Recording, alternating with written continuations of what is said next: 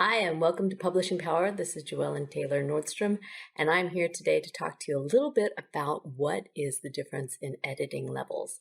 We get this question a lot, and I've been invited to several webinars, and I thought over the next couple of weeks we could cover exactly what those different terms are, because this is an ongoing question for all of our visitors to our website and everyone we meet. Even editors among themselves can't often decide or agree on what exactly the differences are between the editing. So it's important that we define them at least clearly for what we're talking about from here at First Editing. So the areas that we'll cover is, again, copy editing, line editing, and then you have content, developmental, and substantive editing, which we've kind of put together depending upon how you're addressing those. And of course, we have our newest one, which is story editing, which is, again, part of that content developmental editing for the fiction writers. So again, we want to look into those and discuss a little bit about those. Today, I'm covering in just a few brief moments a general overview. And then in the next 3 weeks following this, or possibly 4, we'll see how it works out, we're going to go deep into what each of these are so that you can look and learn and understand and decide what you feel you want. And then, of course, be able to ask your editor, what exactly do you need? Because those are important factors when engaging a professional editor and or getting some editing assistance online, or even with your friends and colleagues out there who can be helping you with the self-editing process. So again, we're going to be talking about copy editing, line editing, and then content editing as the 3 major areas of editing. And of course, people ask, what about proofreading? Well, proofreading is not actually part of the editing process. It's after you have gone into formatting, and then you have your final proof on the actual document before you publish. So again, we'll cover each of those and make sure that it's very clear. And again, take this in, take it with a little bit of help there. But if you still have questions, which most often we all do, it's always recommended best to go ahead and send your document in to whichever editor you're considering, and have them do a sample, have them review your article or your document and decide which they think is best. And from that professional recommendation, go forward. My advice always to both my editors and my writers is that you can always request more, but you cannot accept less. To give you anything less than what you need is a disservice not only to you, the writer, and your writing, but also to the editor, because they're not providing the best skills and the best what you require. So again, we will only provide you what you need and nothing absolutely less. So again, let's dig into that. So as a brief overview, I'd like to mention that copy editing is the overall grammar, spelling, punctuation. It's the general editing that you're doing. There are some fantastic online tools. We highly recommend Pro Writing Aid.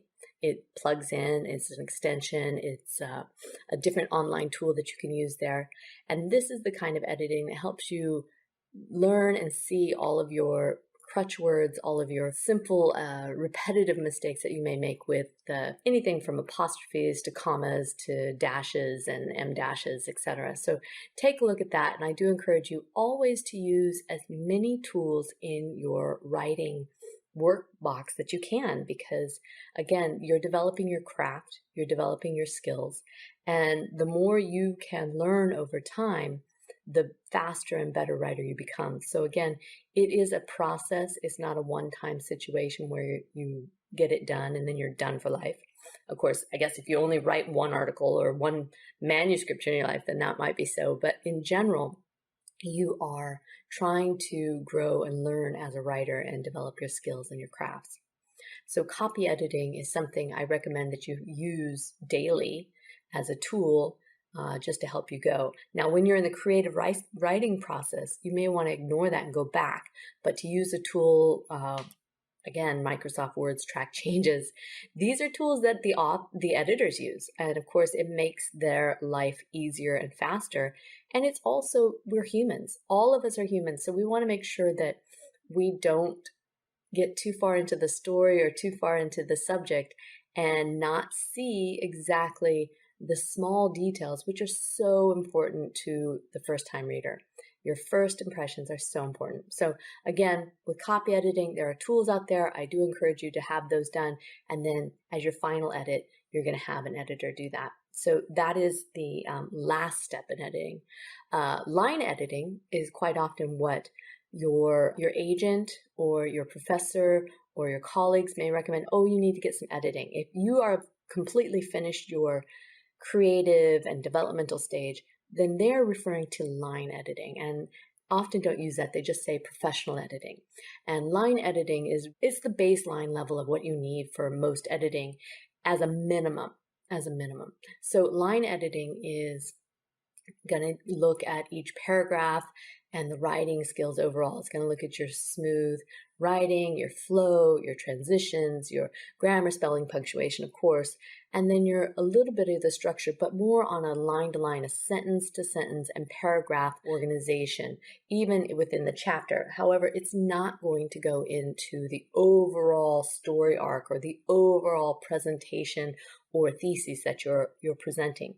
So it's just going to make sure that each of those situations that you're presenting makes sense and is correct, both from a technical aspect and from a logical aspect. So line editing is normally what people are referring to. So if you've been recommended to get some professional editing, I do encourage you to consider at least a minimum of line editing. Content editing, also referred to as substantive or developmental editing, story editing if you're doing fiction writing. Those are when you are still creating the overall writing, the complete manuscript. This is when you need to make sure that your thoughts, ideas, presentations, theses, proposals, whatever it is that you are presenting, not only makes sense, but it's cohesive, it's easily transitioning from one area to another, and that you start with your original proposal and you end with the original proposal, meaning that you've made a very fluid presentation from beginning to end. So we're looking at everything from supporting any of your statements to making sure that you don't change your scene, you don't use different names, your point of view is correct, that you don't jump from first person to second person types of writing. That's all very, very important. And that comes in on a content developmental edit. And that is the deepest, most in-depth writing.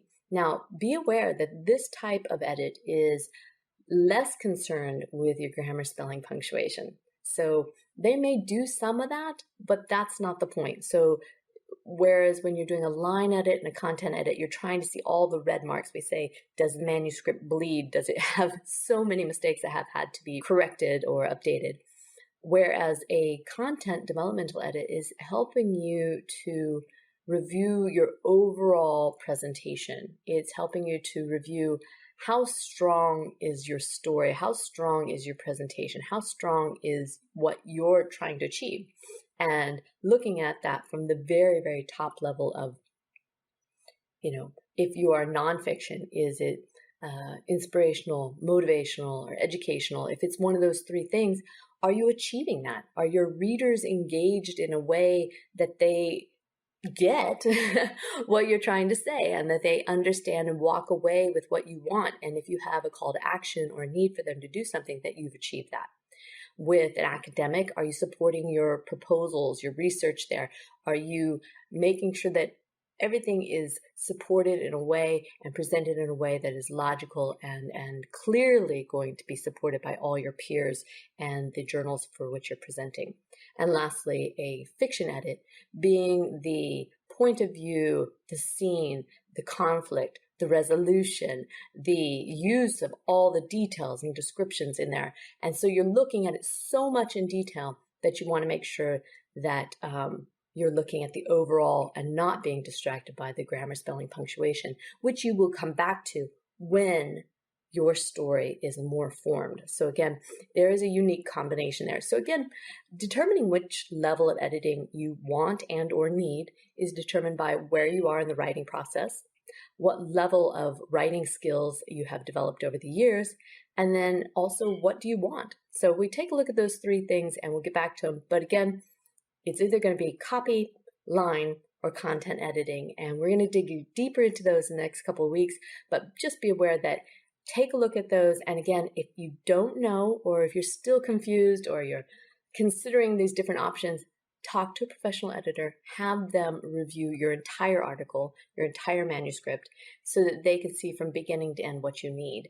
And again, don't send in just a chapter or two, send in the full manuscript so that they can see it overall and really give you a better feel from that. They will not read your entire book. I'm sorry.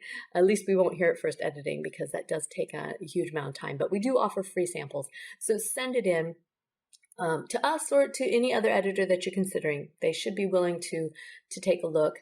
And once they can give you a recommendation of what they feel you need, and they should be able to show you what they can do to assist you in that process. And then, of course, they should also be able to show you their success with other authors and publishers out there, because those are very important. We are in a state of the world where everything's becoming more and more online. We have a lot of freelancers, and part of that means that anybody who's written a book or has a higher education feels that they're equipped to do the editing, which is developed over years. It's much like becoming an author. It's not something that happens overnight. It's skills and experience and trials that achieve what you need to do there. So again, please make sure that you're looking into that, and make sure that they give you the presentation, find out what their successes have been, and of course, if you can, always get some kind of guarantee on delivery time and expectations and what the deliverables are. So again, thank you for checking in with us today. Copy, line, and content editing. And in the next 3 weeks, we're going to go deep into those, a deep dive. So I look forward to seeing you here back on Publishing Power, and we'll talk again soon.